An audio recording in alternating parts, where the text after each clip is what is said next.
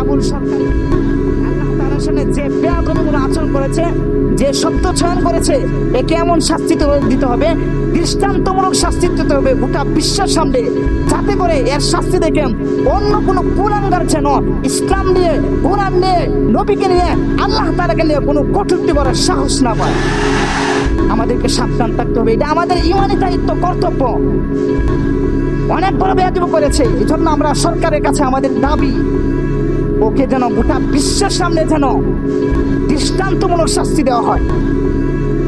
যদি ছেড়ে দেওয়া হয়, বিচার না করা হয়, তাহলে এই বাংলা কেন গোটা বিশ্বের কোনো মুসলমান সে ঘরে বসে থাকবে না।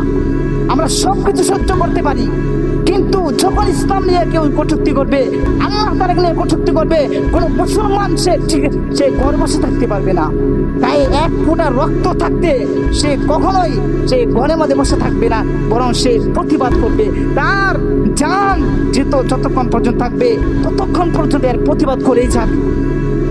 এই জন্য ভাইয়েরা আমার সতর্ক থাকতে হবে। শেষ জামানায় আল্লাহ রাসূল ভবিষ্যৎবাণী করে দিয়েছে, মিথ্যা নবুয়ত দাবিদার করবে, কটূক্তি করবে, ইসলামের উপর আঘাত আসবে, মুসলমান সেগুলোকে বরদাস্ত করবে না, মুসলমান সেগুলোকে প্রতিহত করবে।